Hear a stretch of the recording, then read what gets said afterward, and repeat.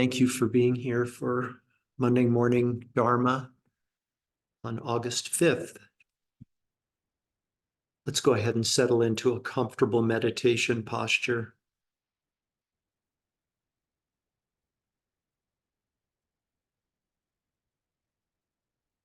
Settle into the mountain pose, please, the mountain posture. Become grounded, balanced, and stable with ancient wisdom awareness. Please bring your awareness to the exhalation of your breath and very gently allow your exhalation to be just a bit longer and a bit more pronounced than your inhalation. Please also experiment with pausing briefly at the bottom of each exhalation.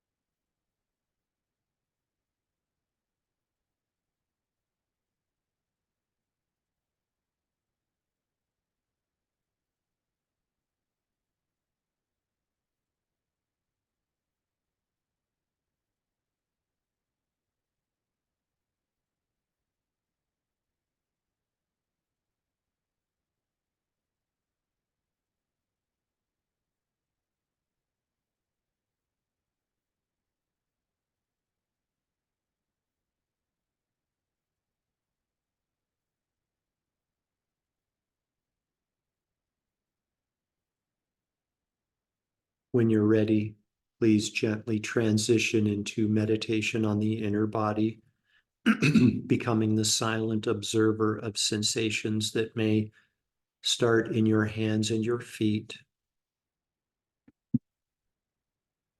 All that is asked of you is to be the silent observer, very much like a mountain with consciousness.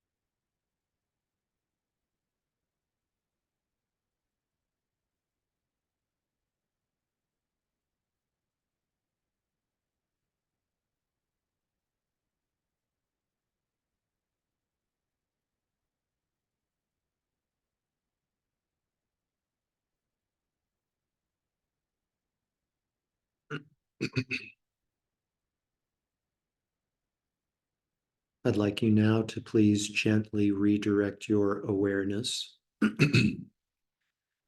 Please bring your awareness to the region of your chest.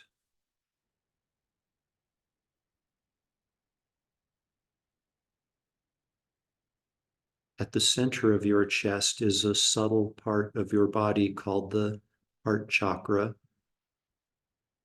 The heart chakra is the seat of your Tsewa, your innate, infinite capacity for loving kindness and compassion.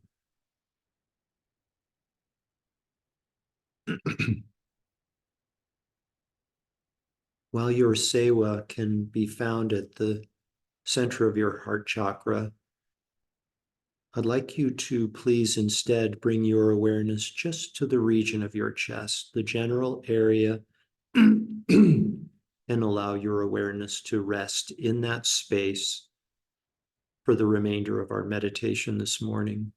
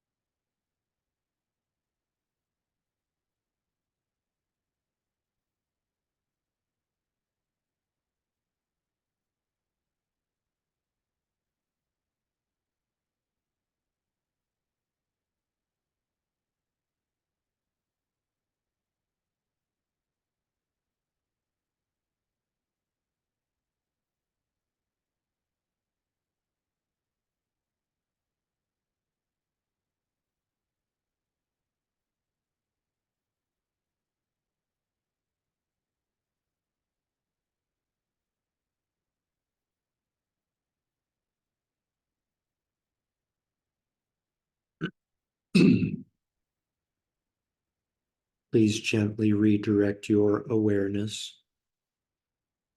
Become aware again of this entity we've agreed to label physical body, and allow your breathing to become less shallow.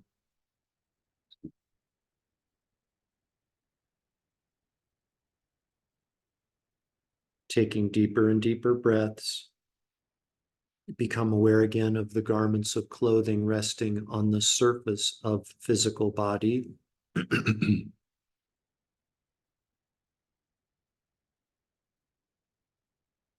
Become aware again of your surroundings inside the room that you're occupying.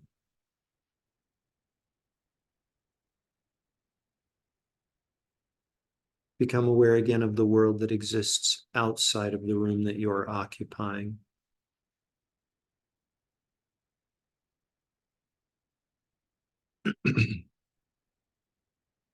We dedicate all of the merit from this morning's meditation and Dharma talk to world peace. May the humans of this world soon come to respect and treat with dignity all of the animals in this world, all of the insects of this world, all of the plant beings of this world. May the humans of this world soon come to live in perfect and complete harmony with the natural world and all of its inhabitants.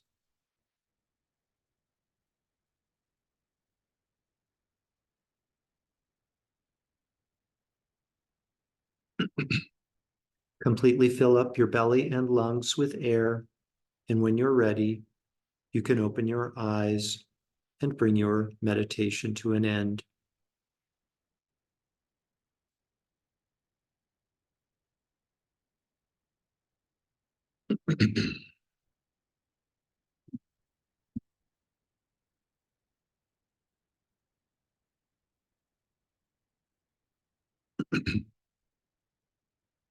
Thank you, and welcome back.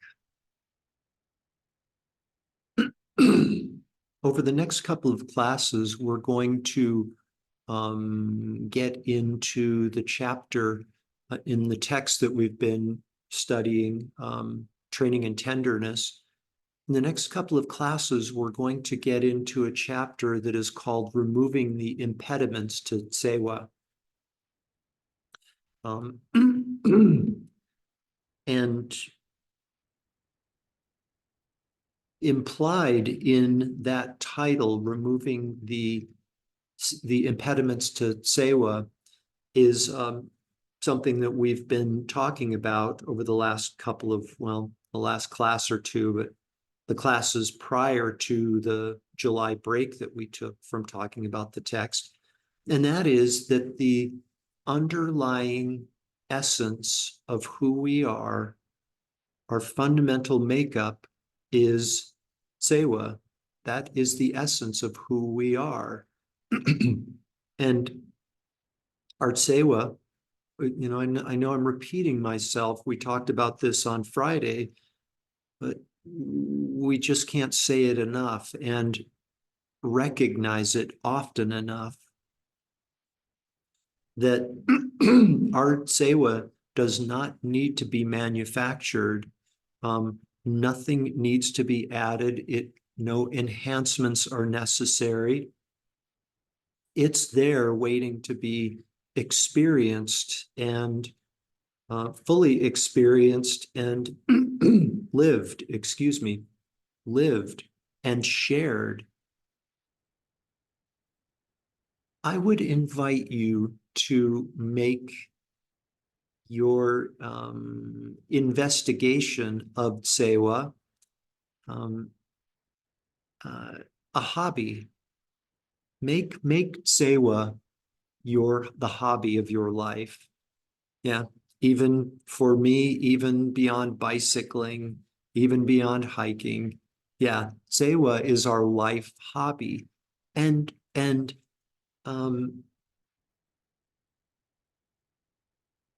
something my teacher says, I'm going to provide some very non-traditional Dharma suggestions. And Before I do, a traditional way of looking at this that my teacher advocates, Geshe Kelsang Gyatso, and I've said this many times, and it is to understand the benefit of something. When we understand the benefits of a certain practice or a certain view, then we will apply effort. And when we apply effort, we can do anything. So before we apply effort, we've got to appreciate the benefits of something.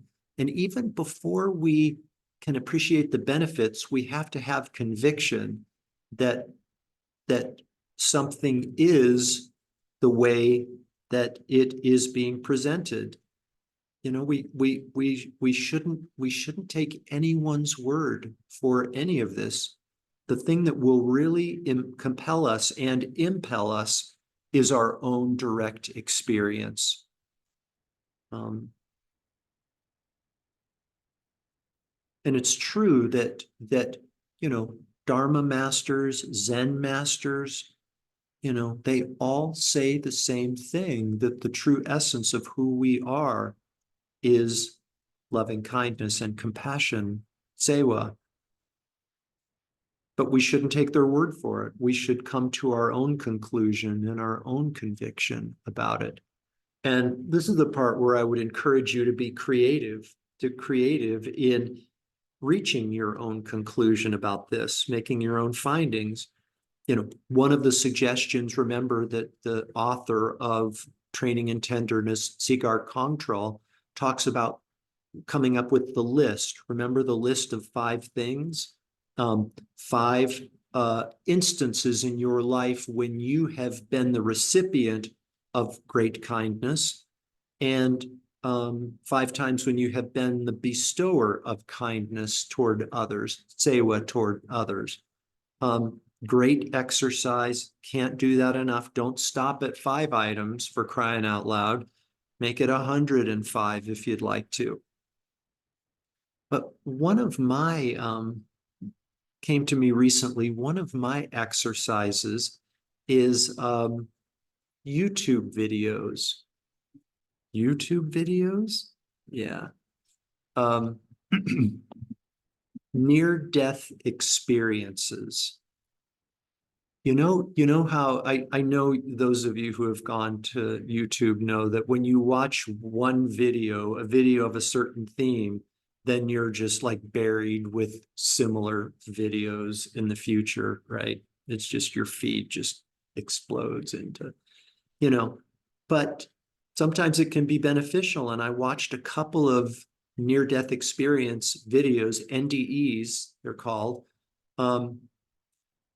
And they all say the same thing. Those who have died, been pronounced dead, and have been dead for a certain period of time, come back, and they all say the same thing. It's all about love.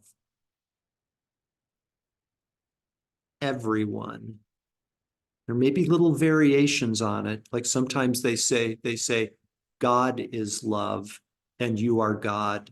Things like this, but they're all pointing toward the same thing, that who we are is love.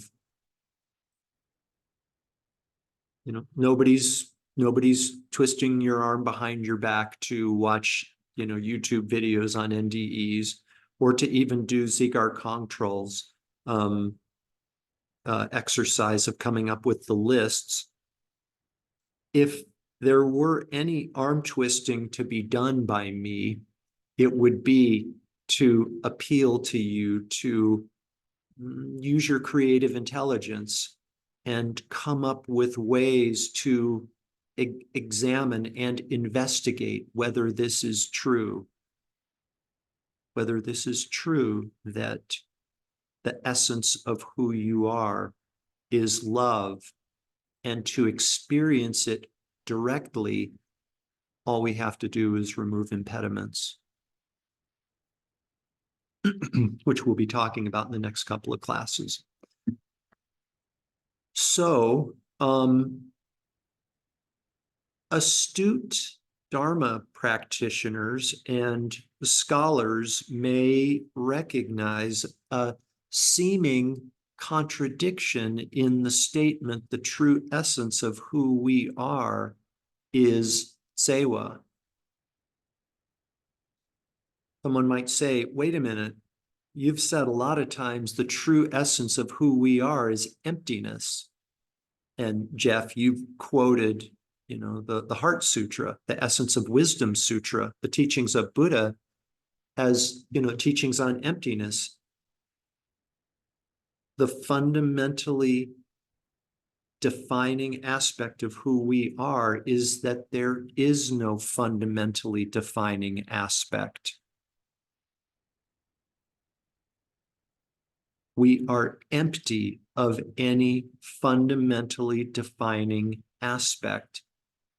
Yet, here's Sigar Contral saying the fundamentally defining aspect of who we are is sewa. What the heck is that all about? It seems to be a contradiction. It does seem to be, because the first part, they're called profundities, the first part of the Heart Sutra says, as you know, form is empty. So when we go to try to find the thing, the fundamental foundation of who we are, all we find is an absence or an emptiness of any fundamentally defining foundation. You can go back and watch previous videos on emptiness that we've posted to YouTube's Lotus Center's YouTube channel. Form is empty. So that would seem to conflict with this notion that the fundamentally defining aspect of who we are is sewa. But there are also three other profundities or parts to the Heart Sutra. The second one is emptiness is form. The first one, form is empty. The second one, emptiness is form. So out of that space-like emptiness, form arises. Remember the analogy that we used? We look up at the blue sky. We love the blue sky. It's so beautiful. Let's charter an airplane and go up and get closer and closer to it so we can bathe in blue sky. The plane goes up. We can't find blue sky. It disappears.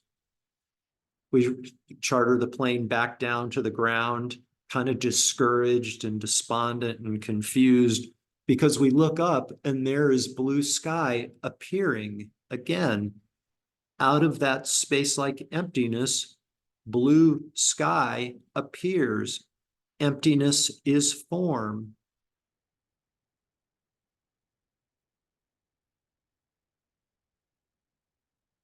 Out of space-like emptiness, sewa appears.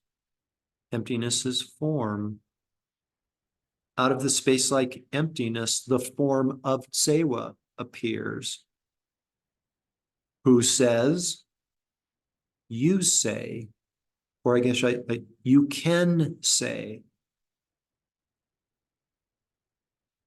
Because at the end of the day, it's all a made-up idea. Everything, including emptiness, is a made-up idea.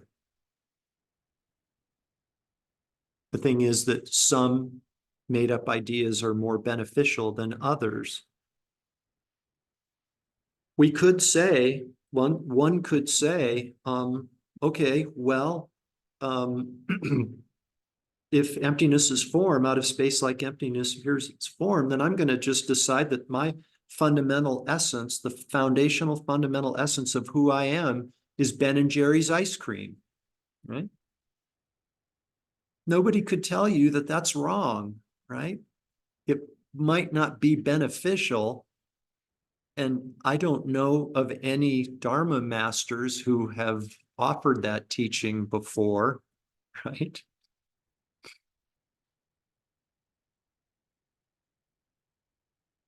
One could say that, but it probably wouldn't be very beneficial. And it'd be bad for your health, right? So if it's all a made up idea, why not we embrace the made up idea that the fundamental essence of who we are is Tsewa, and come to that conclusion, reinforce that conclusion over and over through different practices that are suggested to us and ones that you make up on your own, like watching YouTube videos on NDEs, for example. Form is empty, emptiness is form, emptiness is not other than form, form also is not other than emptiness. That's what makes it all possible. All of these practices is the Heart Sutra. So again, we will get to removing the impediments to our experience of Sewa over the next few classes. Couple of announcements. Our next class will not be Friday. I'm going to be out of town and out of cell phone range or internet range. So our next class will be a week from this morning, Monday. Also want to tell you that Wednesday, the day after tomorrow, here at Lotus Center, I'm going to be leading a meditation called Inner Peace Amidst Political Uncertainty.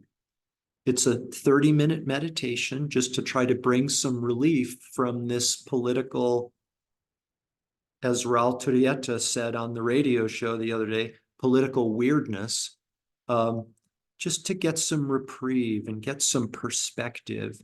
It's just a 30-minute guided meditation here at Lotus Center, or you can stream in for it. If you want to stream in for it, just go to the classes page on Lotus Center's website, and you can register for it, no charge. I hope you can make it. I'm really looking forward to it. And I hope you have a wonderful week. Thank you for being here. Thank you, Jeff. Thank you, Jeff. Will Medicine Buddha also not happen? Medicine Buddha meditation on Saturday will happen. Oh, okay, great. Okay, thanks for that question, Tina. Thank you. Bye, everybody. Bye.